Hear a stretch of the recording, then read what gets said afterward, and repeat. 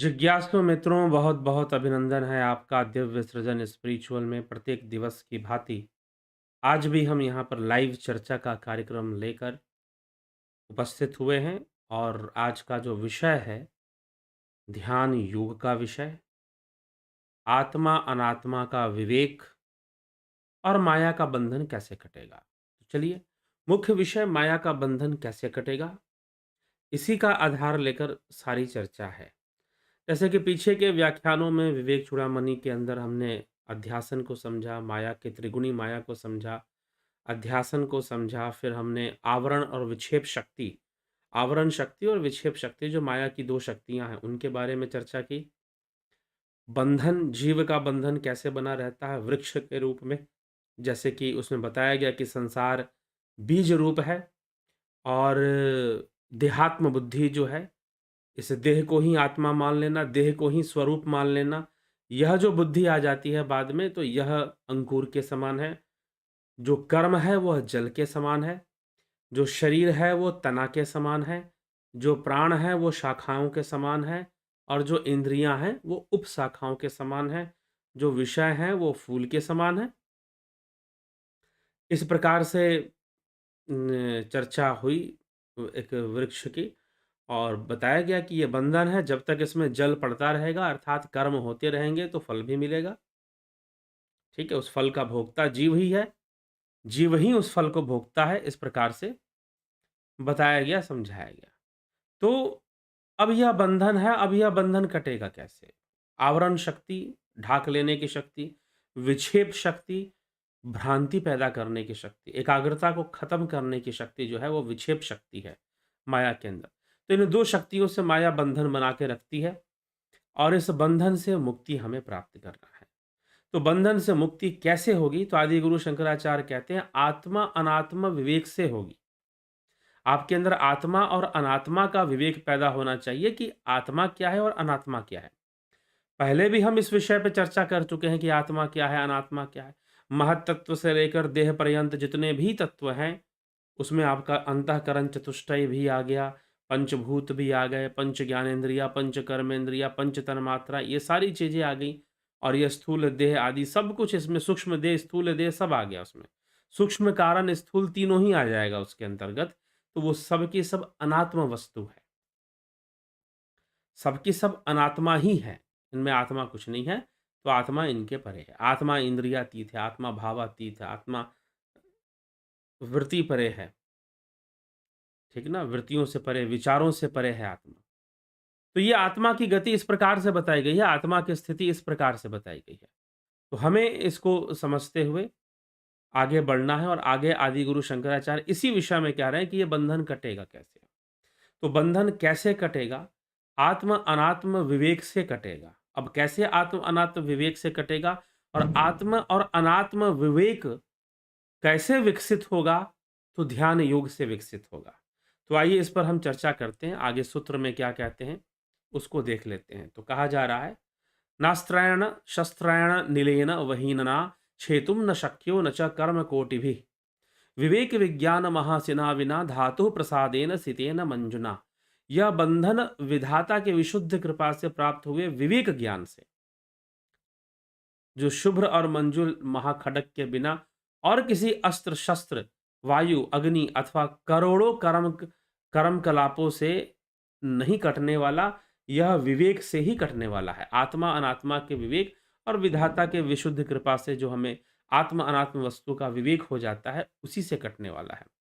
आगे लिखते हैं, श्रुति प्रमाणे कमते स्वधर्म निष्ठा तेवात्म विशुद्धिरस्य विशुद्ध बुद्धे परमात्म वेदन ते नैव संसार मूल नाशः।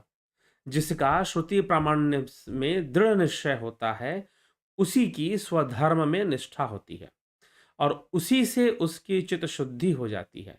जिसका चित्त शुद्ध होता है, उसी को परमात्म ज्ञान होता है, आत्मा का ज्ञान होता है। इस ज्ञान से ही संसार रूपी वृक्ष का समूल नाश होता है। तो संसार रूपी वृक्ष, जिसका बीज संसार है, गुण है त्रिगुणी माया जिसका बीज है और तना शरीर है, देहात्म बुद्धि उसका अंकुरण है, अंकुर है इस प्रकार से यह विकसित हो जाता है और बंधन का काम करता है। जल कर्म है जिसमें कि जब तक जल पड़ता रहेगा तब तक वृक्ष फल देता रहेगा, फूल देता रहेगा और उसको खाने वाला खाएगा। मतलब जीव उसको चखता रहेगा, खाता रहेगा, ये बंधन बना रहेगा। तो जब तक वृत्तियाँ ना रुकें, विचार ना रुके, तब तक कर्म कहाँ से रुकेगा? कर्म नहीं रुकेगा तो संसार वृक्ष को पानी मिलता ही रहेगा, जल मिलता ही रहेगा, वो आगे बढ़ता ही रहेगा और बंधन बना रहेगा। इसीलिए श्रुति प्रामाण्य में दृढ़ निश्चय होना, अर्थात श्रुति प्रामाण्य में, श्रुति के प्रमाण में, वेद प्रमाण में दृढ़ निश्चय होना चाहिए। उसी के स्वधर्म में निष्ठा होनी चाहिए और स्वधर्म में निष्ठा होकर उसकी चित्त शुद्धि होनी चाहिए। तो चित्त शुद्धि ध्यान योग करते हुए उसकी चित्त शुद्धि हो जाएगी, क्योंकि विक्षेप शक्ति से चित्त की ही मलिनता आती है। माया की विक्षेप शक्ति से चित्त की ही मलिनता आती है, भ्रम पैदा होता है और भ्रमित जीवन व्यतीत होता है। तो चित्त शुद्धि हो जानी चाहिए और जिसका चित्त शुद्ध होता है उसी को आत्मज्ञान संभव है और इस ज्ञान से ही संसार रूपी वृक्ष का समूल नाश संभव है।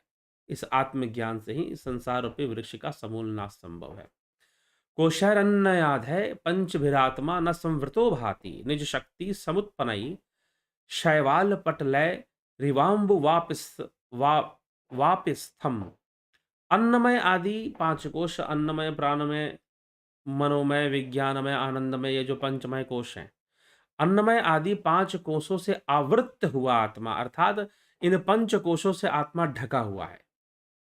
इन पंच कोशों से ढका हुआ है। अपनी ही शक्ति से उत्पन्न हुए शिवाल पटल से ढके हुए वापी के जल की भांति नहीं भासता। ठीक ना?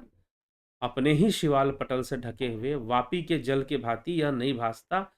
जैसे कि वापी मतलब जो है आपको वापी का अर्थ होता है पोखर, तालाब। ठीक है? तो तालाब का जो जल है वह क्या होता है? आप देखिए तो वो शैवाल से भर जाता है और ऊपर से उसकी एक लेयर बन जाती है, पानी दिखाई देना बंद हो जाता है। तो वैसे ही आत्मा नजर नहीं आता, क्योंकि वह माया के पंचकोशों से आवृत हो रखा है, आवरण युक्त हो रखा है। ठीक है? इसलिए वो अंदर का जल जैसे तालाब का नहीं दिखाई देता, वैसे ही आत्मा नजर नहीं आता। तो जिस प्रकार उस शैवाल के पूर्णतया दूर हो जाने पर मनुष्य के तृषारूपी ताप को दूर करने वाला तथा उन्हें तत्काल ही परम सुख प्रदान करने वाला जल स्पष्ट प्रतीत होने लगता है, उसी प्रकार पांच कोशों का अपवाद करने पर शुद्ध नित्यानंदय कर स्वरूप अंतर्यामी स्वयं प्रकाश आत्मा भासने लग जाता है। फिर उसकी भासना शुरू हो जाती है जब इन पंचकोशों का निवारण होता है, इन पंचकोशों का अनावरण होता है, अनावृत्ति होती है। आवृत्ति है तो अनावृत्ति भी है, आवरण है तो अनावरण भी है उसका। ठीक है? जब वो हट जाता है तो निश्चय है। लेकिन अब ये हटेगा कैसे? मुख्य विषय ये है। तो कहा जा रहा है आत्म अनात्म विवेक कर्तव्यो बंध मुक्तये विदुषा तेनैवानंदी भवती स्वं विज्ञाय सचिदानंदम। बंधन की निवृत्ति के लिए विद्वान को आत्मा अनात्मा का विवेक करना चाहिए। और यह विवेक कब विकसित होगा? जब सही से ध्यान योग में प्रवृत्त होगा, क्योंकि पहले ही उपनिषदों में ऋषियों ने लिख दिया कि ध्यान योग के द्वारा उन्होंने मूल कारण ब्रह्म को जान लिया है। तो ध्यान योग, क्योंकि जो विक्षेप शक्ति है, अब यहां ध्यान योग का महत्व क्यों बढ़ जाता है? क्योंकि जो विक्षेप शक्ति है वो भ्रांति पैदा करती है, भ्रम पैदा करती है, एकाग्रता को नष्ट कर देती है। विक्षेप का मतलब है बिखराव, विक्षेप का मतलब है भ्रांतियां। ठीक है ना? भ्रम, फोकस का नहीं होना, फोकस खत्म हो जाएगा मतलब एकाग्रता खत्म हो जाएगी। तो जब ध्यान योग होगा तो इसका समाधान निकलेगा, विक्षेप शक्ति का समाधान निकलेगा और जीव जो है भ्रम मुक्त होगा। फिर जीव जो है भ्रम मुक्त होना शुरू कर देगा।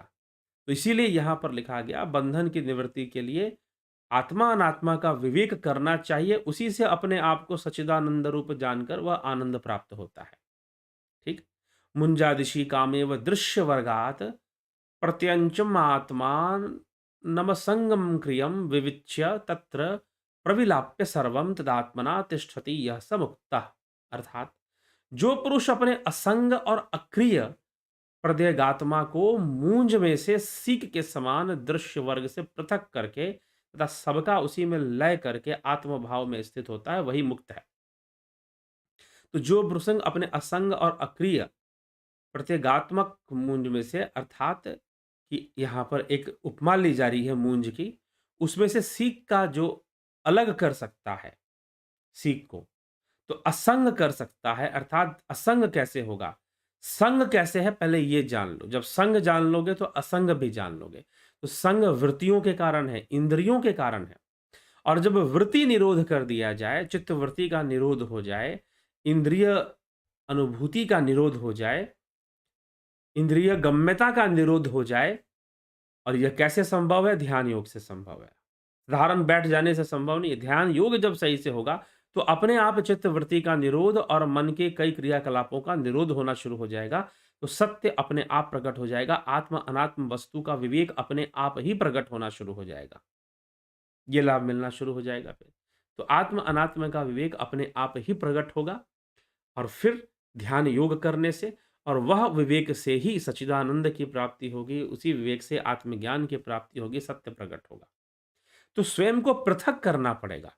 हम इस वृत्ति रूपी वृत्ति मुंज में फंसे हुए हैं। हम वृत्ति मुंज में फंसे हुए हैं, उलझे हुए हैं वृत्ति मुंज के अंदर। अब इसमें से हमें निकलना है, तो हमें निश्चय ही साधना करनी पड़ेगी, ध्यान योग करना पड़ेगा, अपनी एकाग्रता बढ़ानी पड़ेगी, और निरंतर अभ्यास करते हुए इस वृत्ति समूह से और इस माया से जो अलगाव है, जो असंग है, वो संभव है। निरंतर अभ्यास करने वाला साधक ही इस माया से असंग को पैदा कर सकता, अन्यथा नहीं हो सकता, संभव है। तो जब असंग होगा तो सच्चिदानंद होगा, तो आत्मज्ञान होगा, तुरीय प्राप्त होगा, तुरीय अवस्था जिसे कहा गया। ठीक है जिज्ञासुओं? तो यह विषय इस प्रकार से समझना चाहिए। आत्मा अनात्मा का जो विषय है, ज्ञान का विषय है, हमें इस प्रकार से समझते हुए आगे बढ़ना चाहिए, और विवेक को जागृत करके चलना चाहिए। तो आत्मा अनात्मा का विवेक होगा, ध्यान योग से ही होगा। इसीलिए ध्यान योग का ऑनलाइन कोर्स चलता है, इसका पूरा-पूरा लाभ उठाएँ, ध्यान योग करें। अगर सही में जीवन को शांत करना चाहते हैं, वास्तव में जीवन का आनंद उठाना चाहते हैं, तो बिना ध्यान योग के जीवन का कोई आनंद संभव ही नहीं है। क्योंकि ध्यान योग ऐसी अवस्था में हमें ले जाएगा जहाँ पर हम व्यथित करने वाले सुख-दुखों में भी शांत रह पाएँगे। अगर बहुत सुख आ गया, उसमें भी शांत रह पाएँगे, बहुत दुःख आ गया तो उसमें भी शांत रह पाएँगे। ध्यान योग सिर्फ इतना नहीं कि वो कैवल्य प्राप्ति और मोक्ष प्राप्ति के लिए है, बल्कि उससे पूर्व ध्यान योग का महत्व यह है कि वह आपको बेहतर तरीके से जीवन जीने के लिए है। वो अच्छे तरीके से जीवन जीने की कला सिखाता है।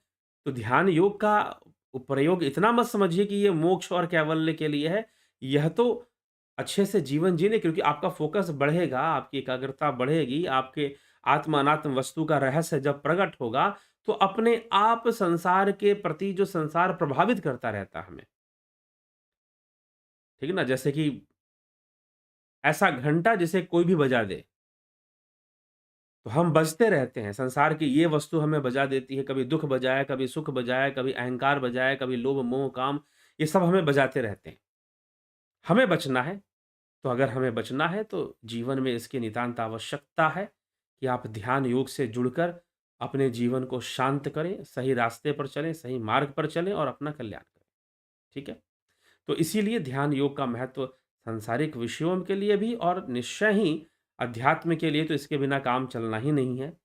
और यह जो आत्म अनात्म विवेक वस्तु और माया से बंधन, माया के बंधन को काटे कैसे, यह जो विषय है, यह ध्यान योग पर ही निर्भर करता है। जब तक ध्यान योग नहीं होगा, तो माया का बंधन कहाँ कटने वाला है और कहाँ आत्म अनात्म विषय का अनुभव होने वाला है। ठीक? तो यह सब सूक्ष्म बातें हमें समझनी चाहिए और समझकर चलनी चाहिए। तो 14 दिसंबर से ध्यान योग का कोर्स शुरू हो रहा है। आप जल्द से जल्द इसको ज्वाइन कर लीजिए, और ज्वाइन करने की जो भी डिटेल्स हैं, आप डिस्क्रिप्शन में जाइए, नंबर दिया हुआ है। नहीं तो मैं आपको नंबर बोल देता हूँ। इस नंबर पर व्हाट्सएप मैसेज कर लीजिए और डिटेल्स ले लीजिए कि ज्वाइन कैसे करना है और फिर कोर्स कैसे आगे बढ़ेगी, सबकी जानकारी आपको मिल जाएगी। ठीक है? तो नंबर है 9661802459। 9661802459। इस नंबर पर व्हाट्सएप मैसेज करेंगे आप या टेलीग्राम मैसेज करेंगे। तो आप व्हाट्सएप मैसेज कर इस पर आप सारी जानकारी प्राप्त कीजिए कि ध्यान योग का कोर्स कैसे होगा, किस प्रकार से होगा, कैसे आगे बढ़ेगा, कैसे हम इससे लाभ उठा सकते हैं। और फिर आप जॉइन कर कोर्स अटेंड कीजिए और लाभ उठाइए। बहुत सारे लोग ने कोर्स अटेंड किया है, लाभ उठा उठा रहे हैं और वो मैसेज भी कई बार कमेंट में भी आप देखते हैं, कई लोग ध्यान योग के महिमा के बारे में बताते रहते हैं। तो आप भी इससे वंचित ना रहें और इसका पूरा-पूरा लाभ उठाएँ और ध्यान योग कोर्स करके अपना जीवन का कल्याण करें। ठीक? तो चलिए, इसी के साथ अभी जो है विराम देते हैं सभा को। तो ये एक अपलोडेड प्रीमियर वीडियो है, ना कि लाइव चर्चा है। लाइव चर्चा होती तो आप एक कमेंट भी पढ़ लेते। चलिए कोई बात नहीं, तो अभी जो है इसको विराम देते हैं। कल फिर 9 बजे लाइव चर्चा में मिलेंगे और चर्चा को आगे बढ़ाएँगे। तो आगे आदिगुरु शंकराचार्य जी इसी आवरण की चर्चा, आवृत्त की चर्चा कि पंचकोशों के द्वारा आत्मा आवृत्त की गई है। तो ये पंचकोश क्या है? पंचकोशों की चर्चा वो करेंगे, बताएँगे। चलिए उस पर भी हम एक-एक लेक्चर सुनेंगे और एक-एक व्याख्यान आएगा। लाइव चर्चा में एक-एक बार हर कोश, पाँचों कोश की चर्चा की जाएगी। अन्नमय कोश, प्राणमय कोश, मनोमय कोश, विज्ञानमय कोश और आनंदमय कोश, एक-एक कोश की चर्चा की जाएगी। तो चलिए विदा लेते हैं। बहुत-बहुत आभार आप सभी का। जुड़े रहें, बने रहें। इस आध्यात्मिक अभियान को आगे बढ़ाते रहें।